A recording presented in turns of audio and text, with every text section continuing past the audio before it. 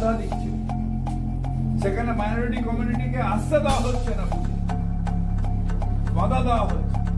আর যে বুথ থেকে বেরোচ্ছে তাকে বলছে কমল মে ছাপ দিয়া হয় তো, কমল মে ছাপ দিয়া হয় তো, এই অবস্থা চলছে।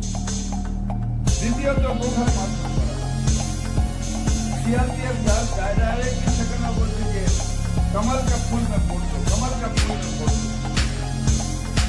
श्यामबाजार বুথ নাম্বার 88, 89 ঠিক এক, অর্থাৎ পুরো আরামবাগ সাব ডিভিশনটা নিয়ে আজকে তাণ্ডব চলছে।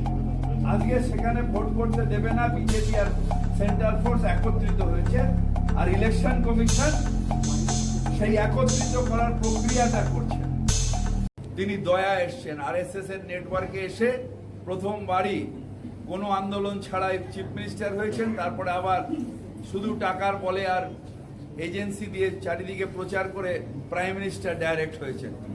কিন্তু মুখ্যমন্ত্রী মমতা বন্দ্যোপাধ্যায় আগুনে পুড়তে পুড়তে লোহা হয়েছেন, শক্ত লোহা।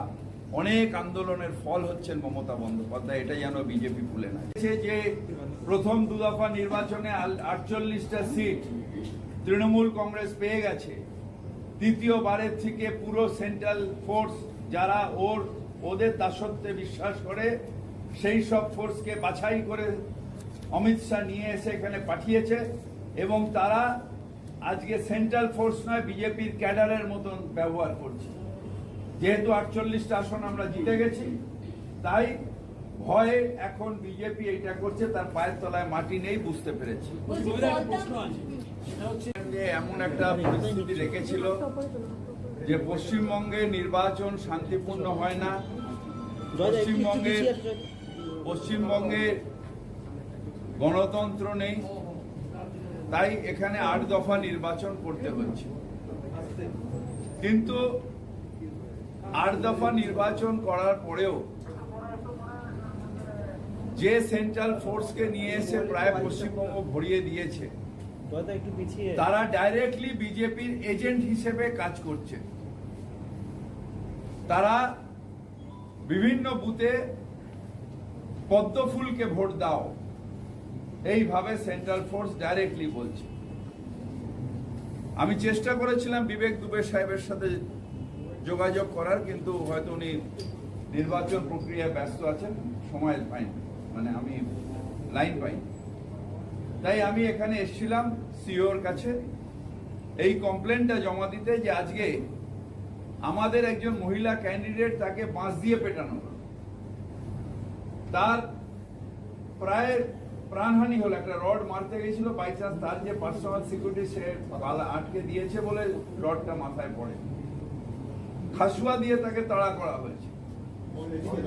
তারপরে বাধা দিচ্ছে, সেখানে মাইনরিটি কমিউনিটিকে আসতে দেওয়া হচ্ছে না, বুথে বাধা দেওয়া হচ্ছে।